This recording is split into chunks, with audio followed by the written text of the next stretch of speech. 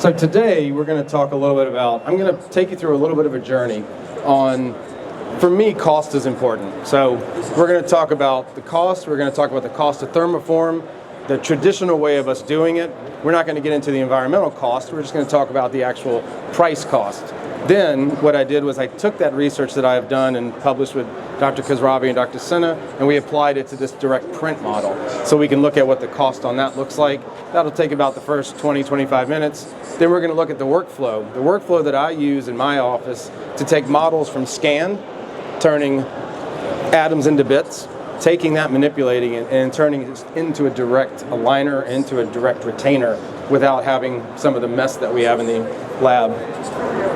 LuxCreo has a massive ecosystem. We'll go over all that, all the different things it can do, the way the printer works, the innovation lead that they're moving on. We got DJ Mike on the on the sound here, which is working good. So what does it take to make aligners? It takes cost and it takes time. We're going to talk about both of those right now. So in this marketplace, we have so many different companies where nowadays you can either buy aligners from somebody, just send your scan in, they'll give it back to you, or you can make them in office. Does anybody 3D print in office right now? Anybody? Okay, yeah, so some of us do, some of us don't. I think a lot of us are going to over the next, at least easily over the next 5 years, we'll have that technology and we'll be using that technology, very much so. There was a study that was done in seminars in orthodontics talking about the cost-driven piece of orthodontics. And the two things we want to look at are initial capital equipment and per piece costs. Some of the initial capital equipment, I'm going to go through this kind of quick. Some of you have probably already seen this, heard this, but if you have any questions, I'm happy to do it. I just wanted to lay the groundwork for traditional ways of doing it versus the way I'm doing it now. That's kind of why I'm going through it a little bit quicker. You have a traditional printer that prints resin models. You have a wash system, you have a cure box system, and then you have the equipment to actually do a thermoform, whether it's a BioStar or other type of device that does that, and then you have a trimmer. Some of us have this thermoform machines from our grandparents because this thing lasts forever. Then we break it down into a per piece cost. You don't have to worry about that big graph and all that stuff. That's a little challenging. When we look at models, now we're kind of getting into the beef of the comparison between the two items. You know, if you have a model, you have something that you have to create that you're probably going to throw away. And that's a little bit frustrating. I mean, there's a lot of companies now that use nylon, that use pieces that can be reused, which is great for the recycling of it. But we have these models that are environmentally very wasteful. And, you know, we can see the cost, and that cost of that model is going to change depending on what resin you use, depending on, you know, how you process that model. Then you have to have a thermoform machine, or a thermoform plastic. You have to have a plastic that you then have some labor, do the suck down, things like that. And then the resin tank is nothing more than a consumable item. So all these things that you're looking at, your cost of doing it, is what is the consumable item that you have to then replenish so you can keep your manufacturing process going. You know, I even went down and we looked at burrs, we looked at polishers, we looked at all these different things that we had to then reuse and recycle to bring our final product into fruition. So when we looked at the thermoforming process, when we looked at that traditional way that 98% of us are doing it right now, these are some of the costs that I saw in my office. Now, the one cost I didn't bring up. So what costs are there going to be? You know, so you've got material costs. Eric, what other costs are there going to be when it comes to making something in an office? You got to pay staff. You got labor. You have labor costs. And now the question I always hear, and once again, I'm laying the groundwork. I know I'm not talking about Lux much yet, but I'm laying the ground for when we get to it to have a comparison. When we talk about the labor cost, there's a lot of factors that we need to look at. And in business school where we were, we had a professor, Professor Terovich, that loved Subway. Because when you have a Subway model, you can look at what's happening in an office. Imagine being able to look at your team members or look at yourself and see how long you actually spend on a task over 30 iterations. And then when you go to make your schedule template, when you go to make your lab tech template, when you go to actually find out what's actually happening there, you can see what that is actually costing you, what that is actually happening, or more importantly, what your actual capacity looks like. And so, like a Subway sandwich, you can easily stand in line and watch raw materials turn into a finished product. And you can look at each step of the way.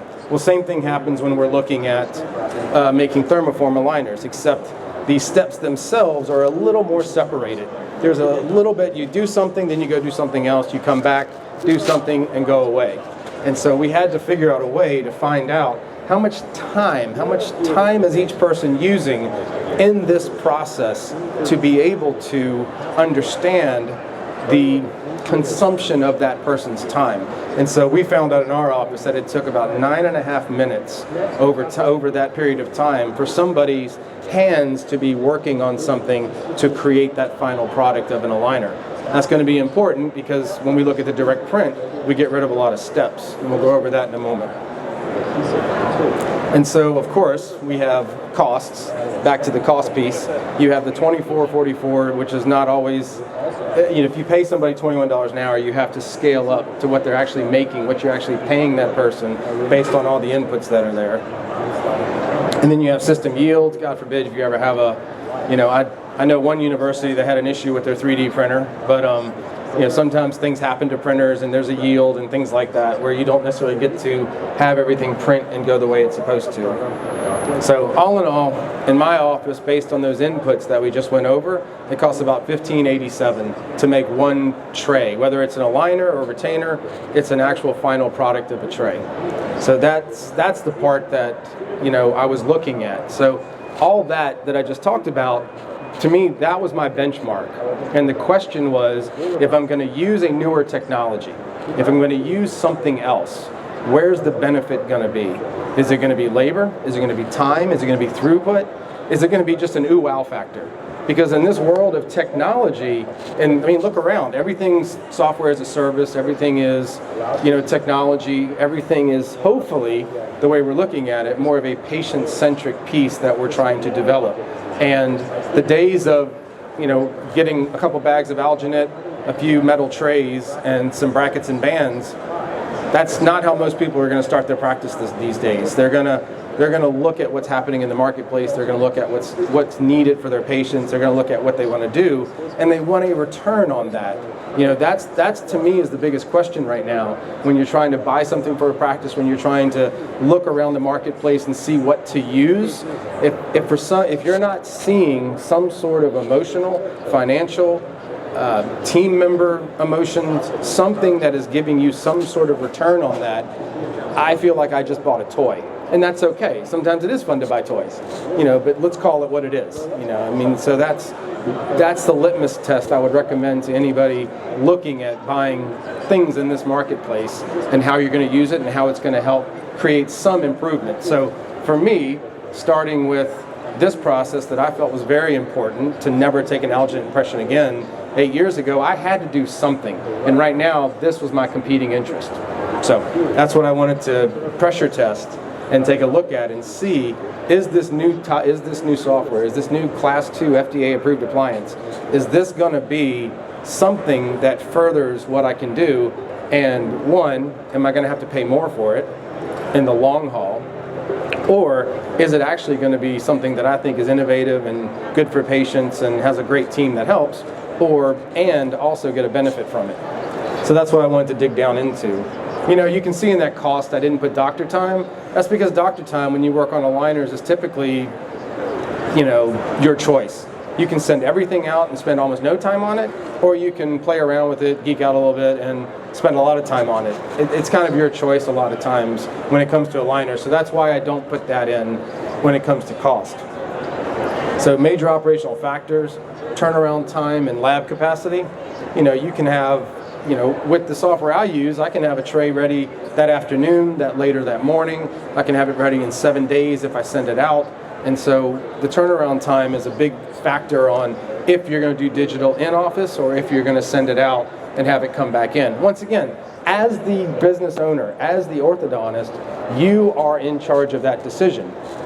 If the technology you've invested in, if the technology you are using provides that option. We didn't have that option 9 years ago. We didn't have that option 10 years ago. We barely had that option 5 or 6 years ago because printing wasn't quite there. Scans were good, but we had to send out and we just had to wait. So a patient comes in over Thanksgiving break on a Monday and they're leaving on Friday after Thanksgiving to go back for the big rivalry game. Can you make it a retainer to get them started in the next 3 days? Well, with other companies, impossible. With some of the companies I work with, very possible. And now the question is, how are you going to make that tray? And so that's what we're talking about here. A big piece on why we look at the actual labor piece of it is the fact that you have to know if you have somebody that's working 10 hours a week on your lab, if it's you, if it's an assistant, if it's somebody that comes in part-time, whatever it is, I'm agnostic to who actually is working on it. If you only have 10 hours and they're going to work on that hands part for 70% of the time, because the idea of having somebody work on your lab for 10 hours and that 9 minutes and 35 seconds is going to be all 10 hours, that's not realistic because they have other lab duties that they're doing, and 70% might even be a little bit high. And so now we can accurately understand that that person can make 44 trays. Now let that sink in. If you have that person make 50 in 1 week, what happens?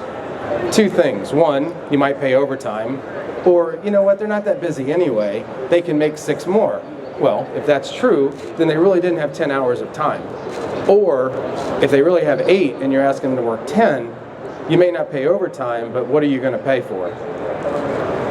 Trying to find a new person.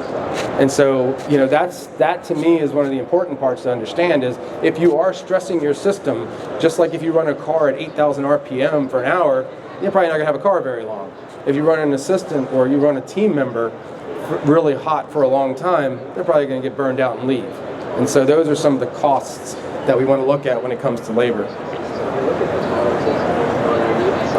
So, for thermoform, to lay the groundwork for what is kind of the more traditional way of doing it right now, 9.5 minutes is what it typically takes, and it cost me actually $15.87. Sorry, I updated the other slides, but not this one. And so those are the costs that we have. All right, so let's look at LuxCreo. Sorry, I wanted to get to this part because, so I did that research over the past 3 or 4 years, and I've updated it and looked at it, and when plastics update, when resin prices update, this is what I did over the past year because I wanted to understand apples to apples, oranges to oranges, and really make sure that, like I said before, I wasn't making a foolish decision. I wasn't, going from the, pan to the fire per se, and end up spending a lot more, exorbitant more, thinking that I was spending less. Because my hypothesis, as we all know what those are, my hypothesis was that because of the process they've created, that I should be able to avoid a lot of steps and avoid a lot of cost. Well, once again, my favorite 2 words, pressure test it. Pressure test what I'm doing, and that'll work very well. So initial capital equipment, yes, it's a little bit higher, and the ecosystem's amazing. We'll go over that in a few moments.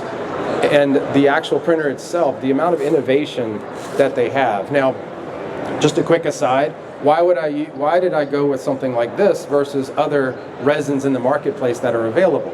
Well, the other, I believe there's only maybe 1 or 2, the other resins in the marketplace, they are able to be used on many different printers, which sounds really good until you realize that this learning curve, the ramp of innovation is going to be very steep.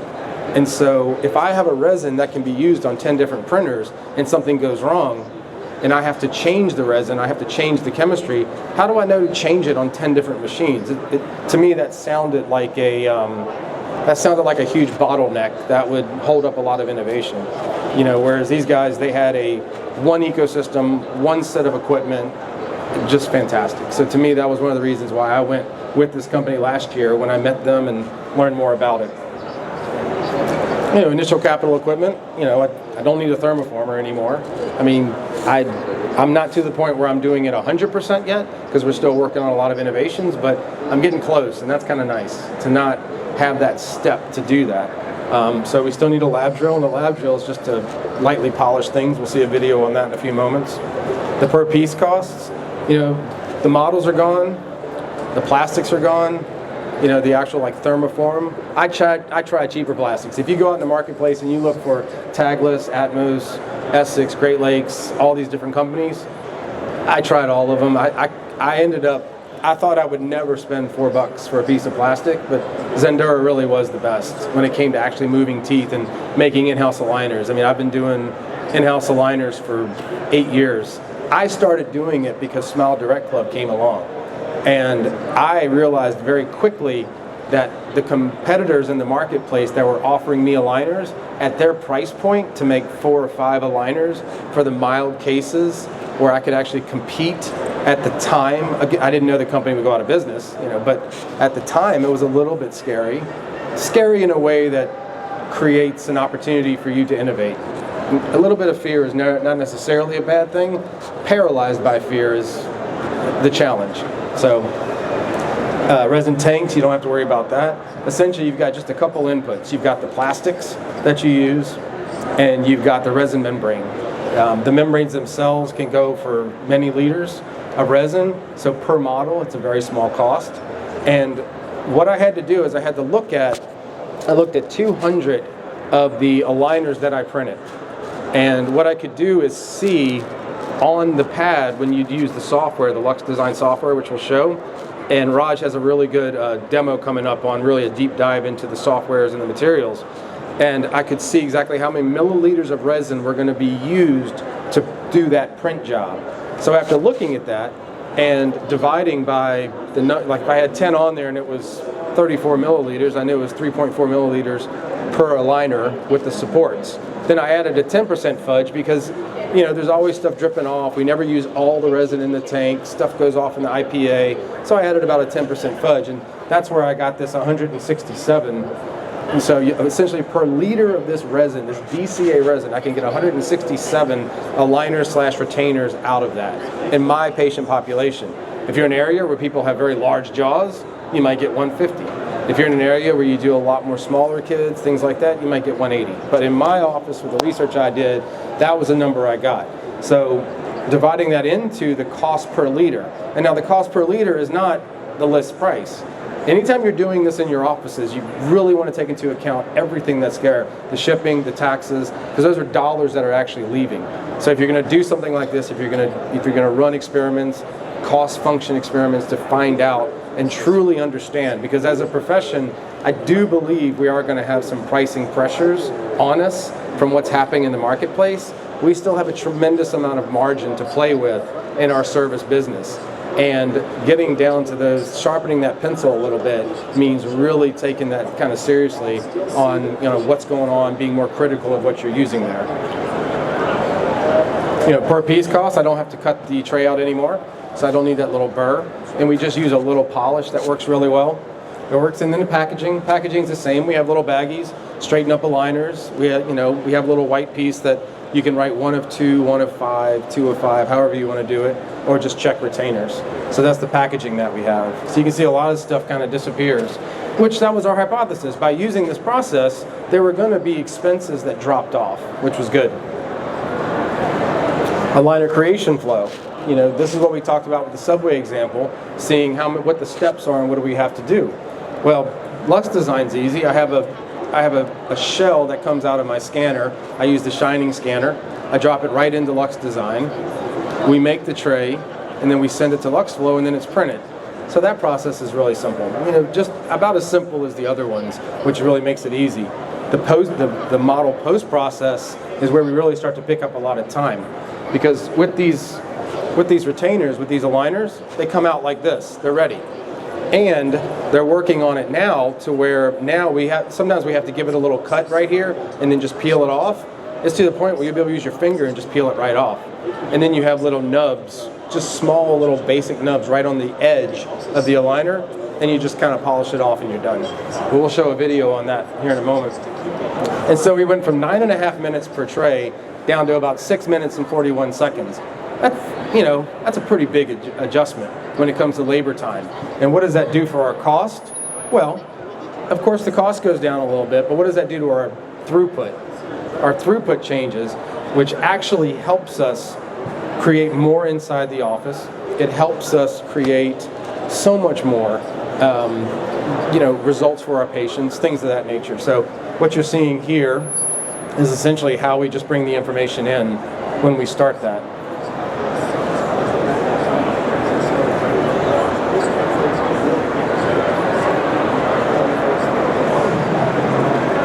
So the flow that you're seeing now, this is the Lux Design software, and how easy it is to bring a model in. You can do your blockouts. It's called Fill the Gap, which is the section of that. You move to the next step. The model's in place. You have your trim line that you can change. You can make it larger, you can make it closer, you can make it scalloped, you can do it however you like on this, and then it makes the retainer for you. And the aligner is ready to go, is ready to export to the next step.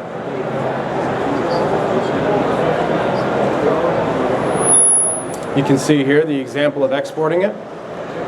You just choose all the items, and then you go into this software, which is called LuxFlow. Does anybody have a Sprint Ray printer? So Rayware is similar, where essentially that's the platform by which you bring the models in, prepare them on the platform, and then send it to the printer. That's what this one does. This one has, I believe, a lot more functionality. Sometimes I can bring the skin, if I'm going to print a model, I can just take the skin, drop it right into this. It'll actually create a line for me and base the model inside the software. And so if I need something really quick, if I need to just get a model, print it real fast, I'll do it in that respect very nicely. Works really well. The print process is pretty simple. I mean, it's just like any other 3D printer. You upload your file, you select the file, you make sure that your resin matches what you were going to print, all the normal steps that we do for 3D printing, and then you print. I can sometimes get, depending on the size of the arch, 12 to 15 at 45 degrees and 15 to 18 at 70 degrees on the platform, being able to print. I mean, just the throughput is fantastic. And then you just take them off. Now, what I want to do is I want to get them off the printer within an hour, because I don't want any sag, because these are aligners. It's not a model. It doesn't have, it's just by the nature of the size of it. And you can create in that Lux Design, you can have a 0.7 millimeter, I think 0.6 now. You can go to 0.6 all the way up to 1.0, and you can create that part inside of it. And then it just comes right off. Then, like any resin, what you want to do is you want to make sure you wash it, get all the excess resin off of it. They have a new machine they're coming out with. This is kind of like a cooker. And what that does, it cooks off some of the resin, cooks off some of the items. Raj is the chemical engineer. He can explain all of that in detail. And I'm sure Mr. Yang can also, but I know that it works really nicely. And then, of course, you cure. But we have to cure these resins.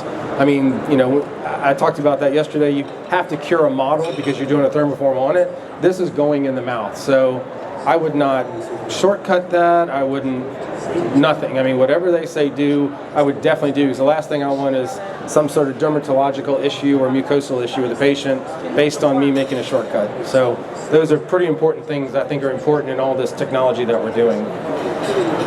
And as you can see here, you make a little cut, it comes right off. This is what they're pulling off right now. And it just kind of pulls it right off. And then you have your retainer or liner. And then really I don't know if anybody stands up and does that. It's good for the video, but essentially you just go around at one time. We use those little bozo things, little Brillo pad polishers, and it just cleans it off really nicely. And it takes no time. So once again, we've got go back to our labor cost. Same person making 21, calculated up to 24.44. Payroll taxes, all of that. The labor's lower. The software cost is based on me using ULab in the software realm right there. And so this was exciting for me because when I use a thermoform, my hypothesis was that it would be less. It's a lot less. And the less comes from I don't have the model, I don't have the Zendura material, I don't have to use the burrs as much. Like there's a lot of material costs that helped out, and then the labor cost. And the labor cost really, I can spend the same amount over the week because labor is typically what's called a fixed cost. You're going to pay them, you're going to pay somebody pretty much the same whether they do this or not, right? But there's a concept called an opportunity cost. Where are you actually getting the best use of those labor dollars? And at 12 bucks a tray, being able to do that and help you resist some of the larger align bill, not align, but any type of aligner bills that you might receive, it makes you happy and it makes your accountant a little happy too. So works out well. So in comparison here, we've got what it takes to do it the traditional way, the thermoform way, and what it takes if we use more of a direct print type concept. So to me, that was a nice proof of concept to have that. Capacity, we talked about that. Same person working 10 hours. Now, without adding emotional costs, without adding real costs, financial costs, your throughput increases. So, you could only do 44, now you can do 63, and it's a little bit less. And so now the idea of that shift is, because you have shades of gray, right? You can send every aligner out and always receive it from a third party, no problem. You can make everything in-house, you can scale up your labor, scale up your square footage, get the right number of printers, and do that. But the question always is, in your practice and in your life, where is that best piece? At thermoform it was 44 if I had somebody doing it 10 hours a week. Now it's at 63. And that delta, you can easily calculate for your inputs how much you're really saving by doing that, by not having to buy from different locations in different areas. And yes, it is kind of a toy, but it can be a toy and be a good return on investment also. I do enjoy working with it. And so talking about the capacity, it just changes. That slope of the line, that's what we talked about here, was doing, if you do all aligners on one side, all retainers on the other, what is that middle ground of retainer and aligner? That's what this slide's kind of showing us. So direct print, you save about 19% per tray. Your team saves about 2.9 minutes, and the throughput jumps from 44 to 63. Once again, very objective things that I really wanted to make sure I was understanding better by making the initial investment that, yes, is slightly higher, but oh my gosh, the long-term effect is much, much better. And that's what usually kills us. Usually that initial investment isn't what kills us. It's those pennies and nickels and dimes over 3 or 4 years that eat us alive over time. So what else can LuxCreo do? LuxCreo has so many features. The one feature I want to talk about is the fact that you can have multi-thickness. So there's, I'm not saying you should tell your patients to put them in dishwashers. So it's kind of an example. But yeah, the hot water heats it right up. We have a protocol we're working on right now with a small little ultrasonic at night with some warm water and a retainer bright, and it helps brighten them beautifully up. So there's some care situations that we're looking at right now too. So kind of like a night eyeliner. Heat it up, it goes right back to its original form, so we don't have to worry about deformation and things of that nature. The dental models are great. IBT. How many people do indirect bonding? I love indirect bonding. It's pretty fantastic. I did a study one time that showed that when I did a direct bond, 30 consecutive direct bonds took me 15 minutes and 10 seconds. Indirect bonding was like 4 minutes and 52 seconds. It was just a game changer. Now, 10 minutes, does that sound like a lot? Not really, until you've got a consult waiting, a bracket came off, a wire change to check. That 10 minutes can mean a lot. That 10 minutes gets you in the room by the time you would have finished that direct bonding. So having the ability to print these trays on here really helps quite a bit. And so you can see the whole suite of options that are available at LuxCreo right now. I know they're always working on something else. It's kind of fun to see behind the curtain and be able to understand more of what's happening, what's going on, and fortunate enough to be a part of the process to help with these innovations. It's really a lot of fun to do that. So does anybody have any questions at all? You can clap, that's fine. Thank you, I appreciate it. Yeah. Thank you, thank you, thank you. Any questions? Anybody have a question or too shy to ask it? Okay. Well, thank you for your time. Thank you, Dr. Bill. This is